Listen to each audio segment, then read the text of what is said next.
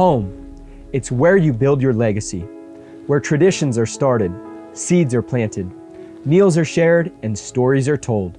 We are Chris and Natalie Carpenter, owners of Story Real Estate, and our team of top agents helps people find homes in Moscow, Idaho, and around the country. Have you thought about a move? Contact us to get connected with a top agent who shares your values and puts your family first.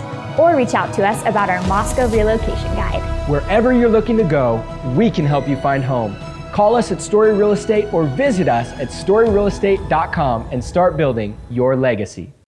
Hi, I'm Robert Borton, CEO of Classical Conversations, the world's largest classical Christian homeschooling community.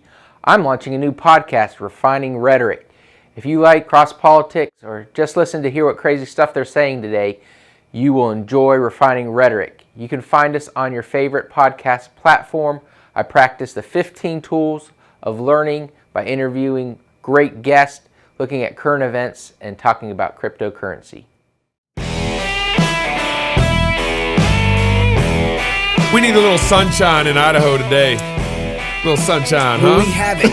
Hey, y'all, welcome to CrossPolitic on the Fight Laugh Feast Network. Pastor Toby, Jock Knox, I'm the Waterboy, and we got the good Dr. Glenn Sunshine in northern Idaho up in the chimney on a day where it's pretty cold and snowy. It's actually, So that's how February's tricky up here. We know he loves us. Exactly. The trip was scheduled before I saw the weather report. So it might not be love. Might not have come if you had known. I should have special music for you, and I don't have any. I mean, with a name like Sunshine, it needs to be like make Clark Sisters. You brought You the are my sunshine, my Please only don't. sun. Yeah. No. He's heard that He's one heard that probably. one. Yeah. I was in high school in the 70s during the era in which every group felt like they had to do a song referencing Sunshine. Yeah. I've heard them all. Yeah. Clark Sisters Sunshine? See, you haven't heard that one. I don't think I've heard I'm going to find that one for you. that one. Okay. Gravity Jack is a full-service digital agency specializing in the development of virtual and augmented reality experiences, mobile apps, blockchain, and Web3 projects. Founded in 2009 as the first American agency to offer augmented reality, they even patented it. Gravity Jack's digital experiences have been a source of innovation for small business, Fortune 500 companies, and the U.S. military. So get your vision in motion at gravityjack.com today. That's great. Hey, as Gabe mentioned, we are very grateful to have with us Dr. Glenn Sunshine, former professor of history at Central Connecticut State University, senior faculty member of the Colson Fellows, and he is the author of the book, Why You Think the Way You Do. Yes. Also, Slaying Leviathan. Yes. Also, brand new book about to come out. I forgot the name of it. Christians who changed the world. Christians who changed their world? Their world? It's their world. Their world. Christians who changed yeah. their world. Because I transferred this from what Jake gave me over into my Kindle, and it messed up some of the format when I transferred over. Yeah. But it's a series of how many biographies? 32. 32 biographies, most of whom I scanned the table of contents, most of whom I'd not heard of. That's part of the point. Yeah. I thought maybe so. I thought why? Well, the book originated at a lecture I was giving for a program with Chuck Colson, and they had this habit of giving me titles and not telling me what to do with them. Yeah.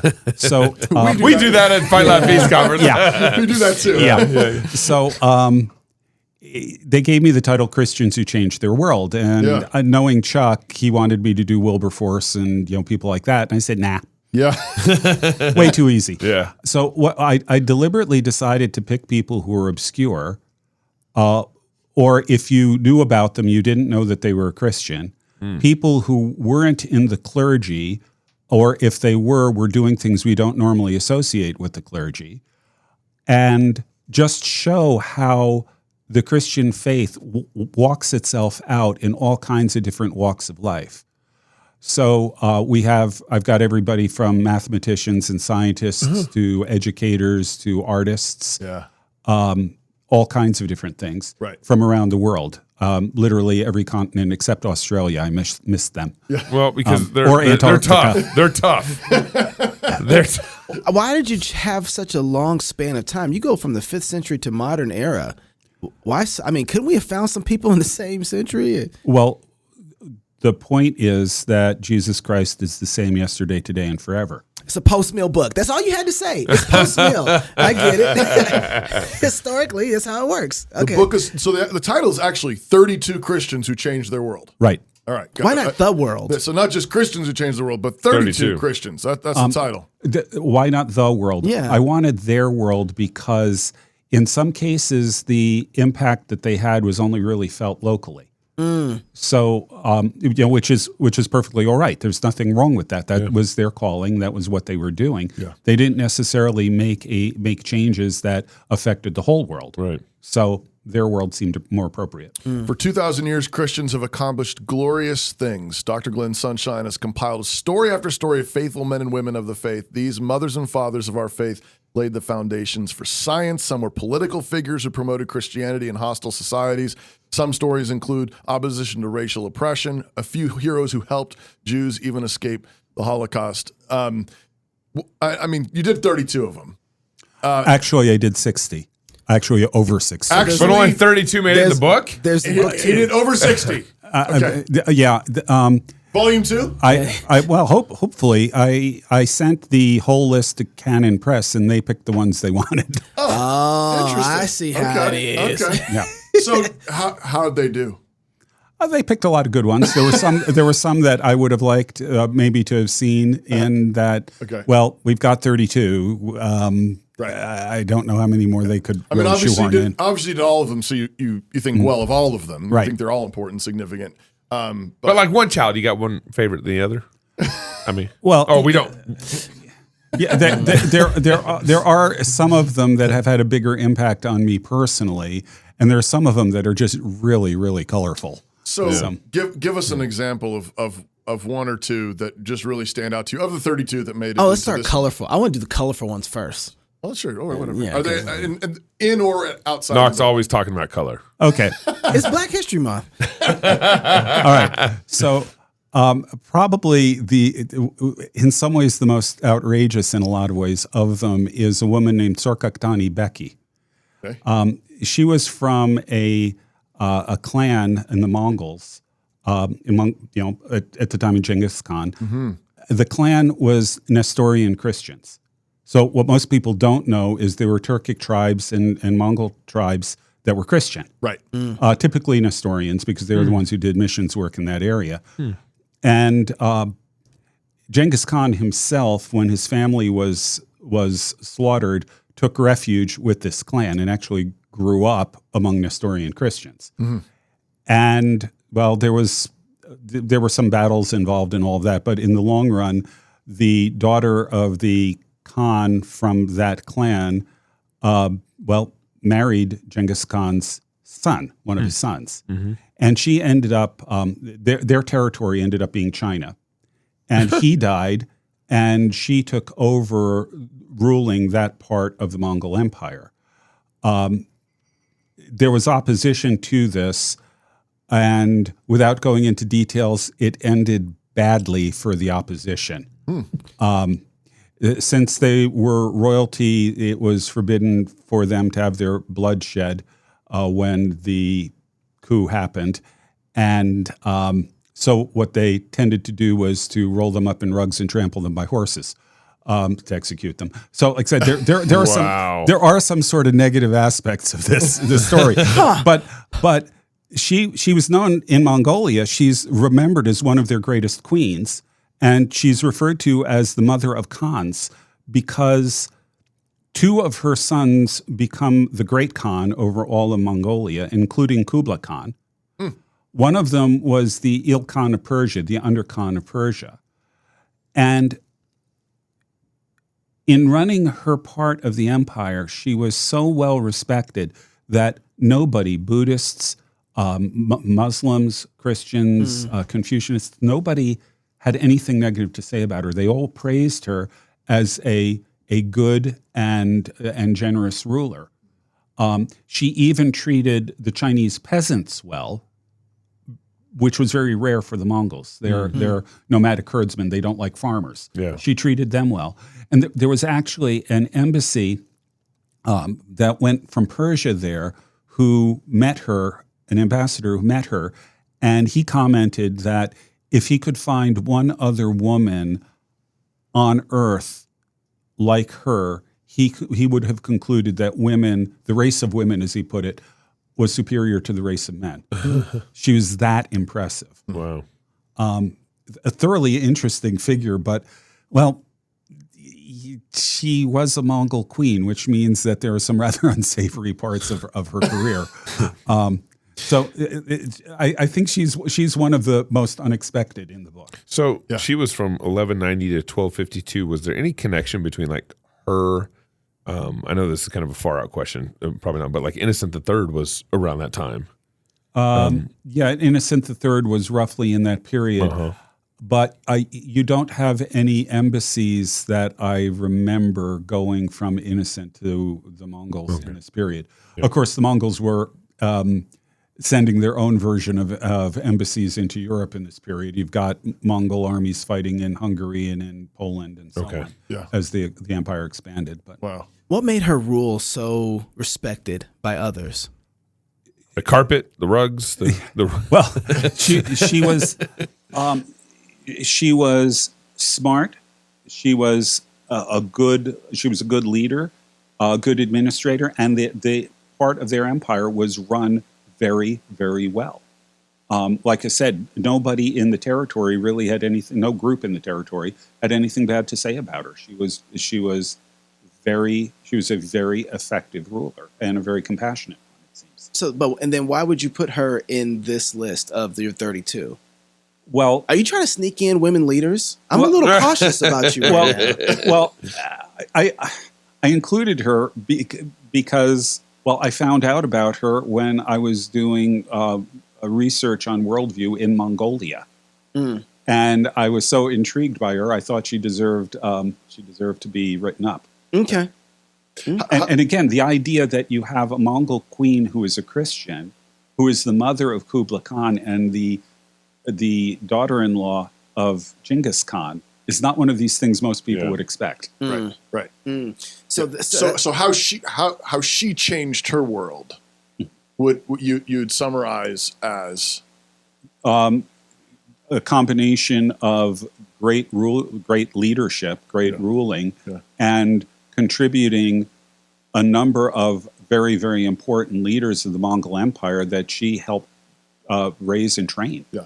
Did the church expand under her in the Mongolian Empire? No, although under Genghis Khan, at least, there was religious toleration. Genghis himself was a shamanist, a worshiper of a god named Tengri. Yeah. But he believed that Tengri was a universal god, but that he allowed different cultures their own ways of worshiping him. So he allowed Christians, he allowed Muslims, he allowed Buddhists, whatever.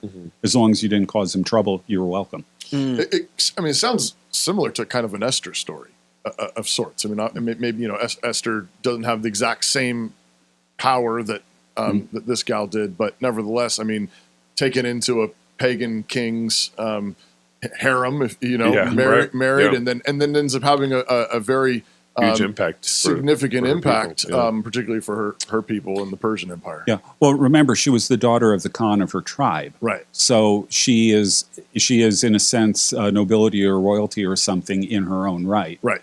And there's no indication of this being a forced marriage or anything like that. Yeah. It was, it was definitely a political marriage, but there wasn't any kind of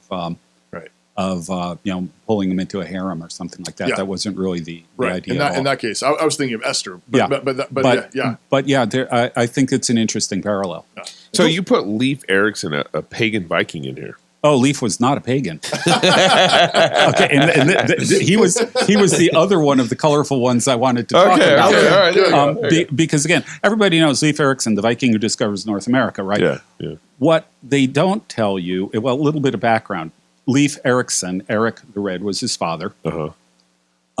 Eric established a colony in Greenland. That's right. And he established that colony because when it was green. He was kicked out of Iceland for murdering somebody, and he was in Iceland because he was kicked out of Norway for murdering someone. Oops. He got a little streak there, huh? Yeah. I see a pattern.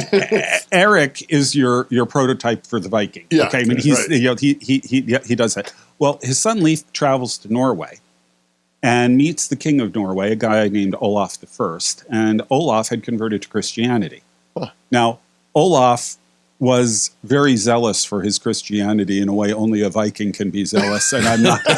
I am Because not. he killed people for not converting, right? Yeah. What's the problem here? He actually blockaded Iceland until they agreed to accept Christianity. I mean, Sometimes a win's a win. A win is a win.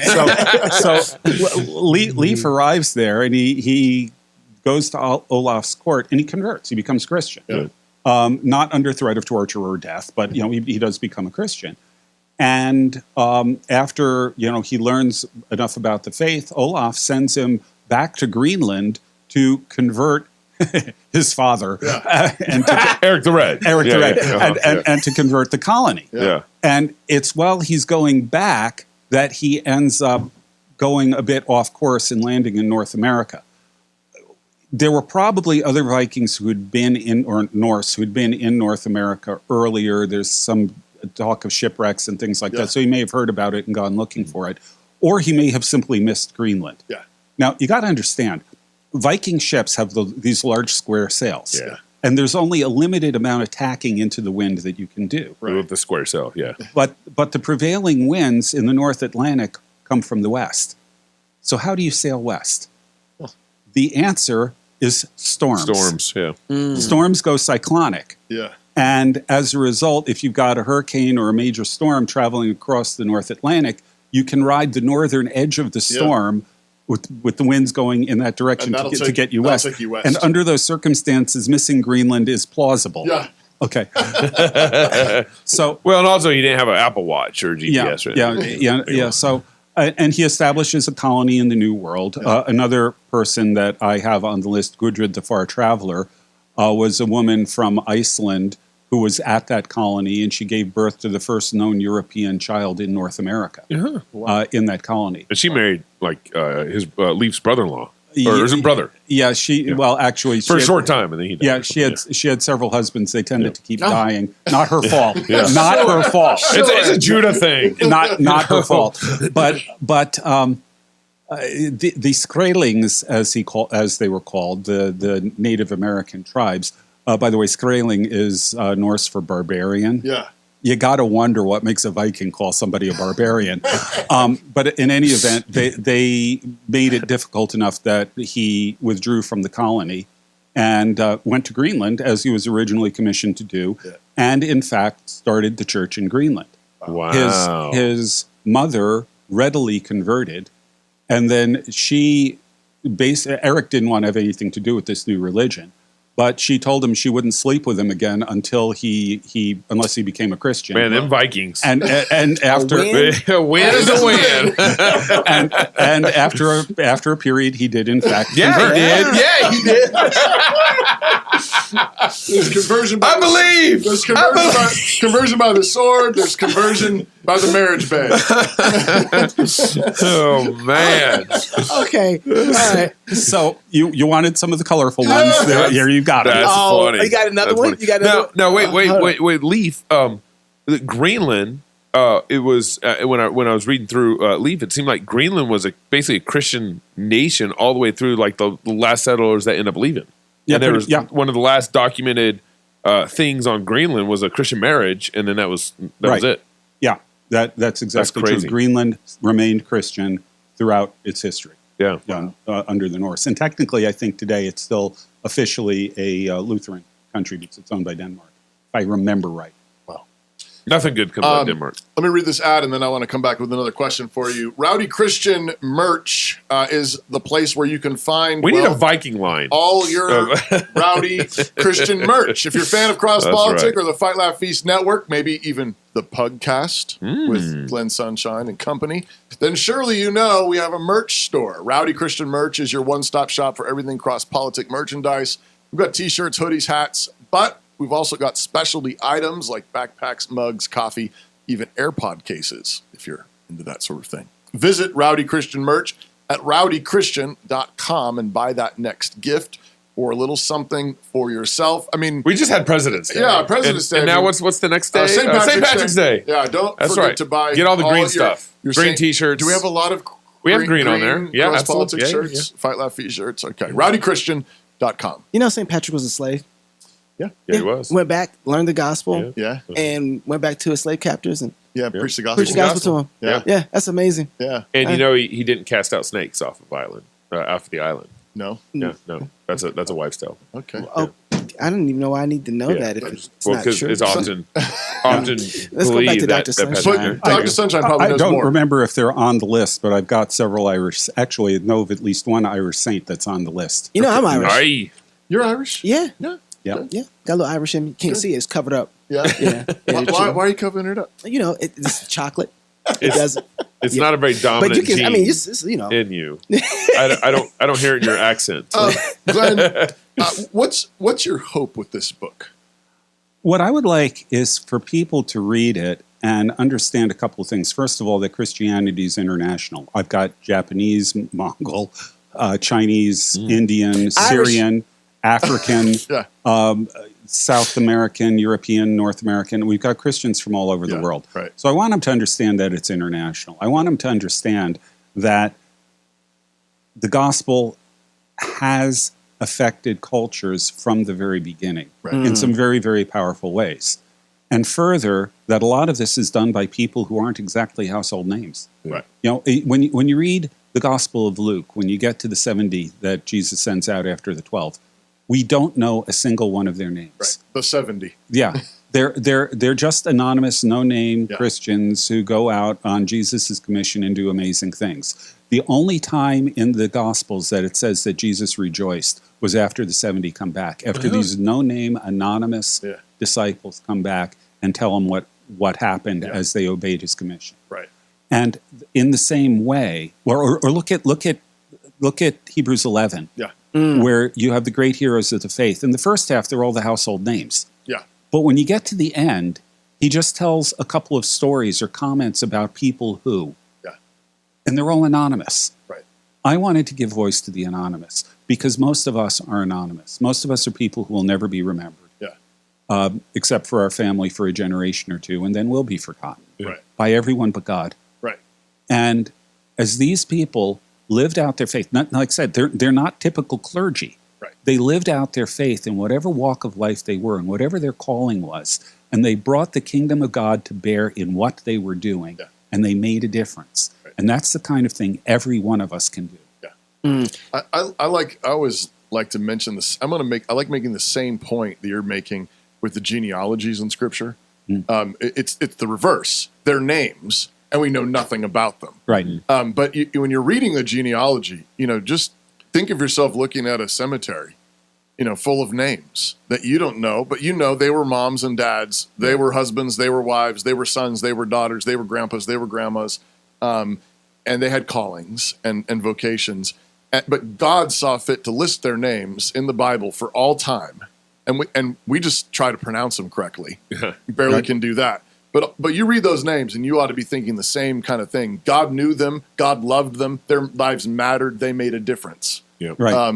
In their day, and God's doing the same thing through you. God's doing the same thing today, and He's going to do the same thing in generations to come. So you gave us kind of two spicy ones. And so those are great. I want to ask you about some more spicy ones, but what are the ones that probably had the most impact personally on you as you've been researching these people?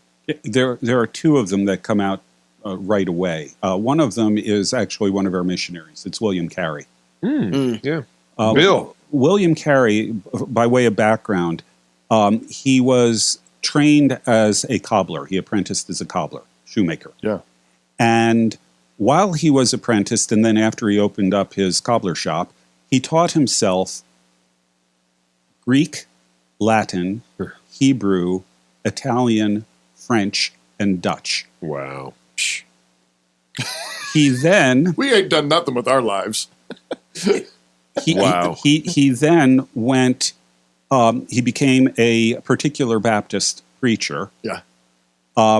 And he believed that God was calling him to India. So he went to the convention and basically said, I think God's sending me to India. I want your blessing. And his mentor told him something to the effect of, If God wants to convert the Indians, he will do it without the aid of you or me, Mr. Carey. Particular Baptists. That means they're hyper-Calvinists. Yeah. Oh, Yeah. Okay. Yep.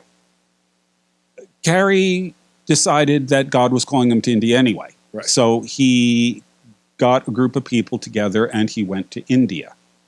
And he couldn't settle in an English colony in India because the British East India Company didn't allow missionaries. Uh-huh. So he ended up in Serampore, which was, I believe, Danish, a colony there.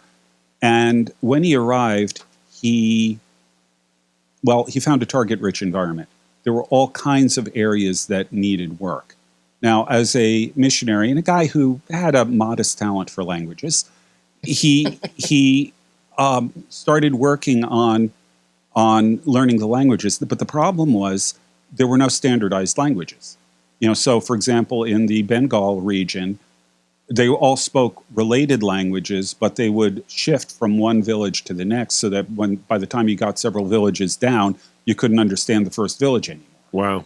Wow. So what he did is he synthesized all these dialects into several sort of standard languages, created typefaces for them because none of them were written, wrote grammars, dictionaries, things like that. So he's like the first Wycliffe missionary. You betcha. To India. And he created the Bengali language, Right. which is one of the major languages of India. Wow. And he translated all or part of the Bible into over 40 Indian languages. He's the first person to come up with a Sanskrit dictionary into a modern European language. He is the first person to translate classical Indian literature into, a modern European language, in this case, English. But that's just the linguistic work. Right. He also started teaching astronomy because he wanted to break the astrological fatalism on the Indian people. Yeah. He did research in botany. He taught forestry. He taught agriculture. He established the first bank in Asia. He brought the first Western printing press to Asia. Wow. And like I said, created all the typefaces and things like that. Oh, and by the way, while he was doing all this work, there was a fire in his print shop, which destroyed all of his records and everything else, and he had to start again, which he did. He was also opposing sati, the practice of burning widows on the funeral pyres of their husbands. Good on him. Yeah. On and on. And he brought the first steam engine to Asia and encouraged local blacksmiths to copy it. Wow. I mean, he saw need everywhere, and he knew that the gospel called him to bring the kingdom to bear in every area of life, and so he did it. Disclaimer, his one failure was his family. He did very badly as a husband and especially a father. That's the real tragedy of Carey. Yeah. But when you look at the range of things that he did, he is the single best example I know of a one-man walking cultural mandate. Yeah. William Carey's famous for that quote, expect great things from God, attempt great things for God. Yeah. That's how I always remember that about him. But I mean, he lived it out. Right. Did his family not move? How did he? Well, his first wife didn't really want to go to India and ended up having a nervous breakdown, and she passed away. His second wife worked with him, but he seems to have completely neglected raising his own children. He didn't do any kind of leadership, discipling, training them, anything like that. And So did they fall away from the faith, or what? Well, subsequent people who commented on this, who saw it firsthand, basically said the kids run wild. They have absolutely no discipline. They have no anything. Yeah. They're basically, as they would put it, a bunch of little savages. Yeah. Man. So that was the failure. Yeah. 32 right. Christians who changed the world. From their Canon world. Press. From Canon Press. By going, when is this out? Mid to late March. Okay. All right. We're a little early, but that's okay. You can order right now. Pre-order. Yeah. If you're single, get married. If you're married, have you some kids. And if you have We're kids, going backstage, or we go going backstage? baptize them. Until tomorrow, love God with all your heart, soul, mind, and strength. Love your neighbor as yourself. Go fight, laugh, and feast. This is CrossPolitic. We're going backstage. Dr. Sunshine, now. We study God's Word at music camp, and God commands us to sing to let His Word dwell in us richly in psalms, hymns, and spiritual songs. We're to worship Him musically. We're to proclaim His Word musically. And so we want to train up our students, our children, to be able to sing skillfully with music, to understand what they're doing. The Bible says sing with understanding. But it's all couched in studying God's Word, growing up as Christian worshipers. The default in our culture today is to be a music consumer. We are conditioned by the age we live in and the technology we have to be people who listen to music, and it's an important part of our life. But we have lost something that our forefathers knew, which was being active participants in music. It used to be if you wanted music, you had to make the music. And now we just press a button. But these students are learning through the course of their time at music camp not to be music consumers, but to be active participants in making music. So not only to learn how to sing well, how to understand music as it's written on a page and how it comes together in a group environment, but to be able to take those experiences and have them be the seeds that are planted for their involvement their whole life in the musical life of the church. We want these students to be the next wave of worshipers in the church who know how to sing to God.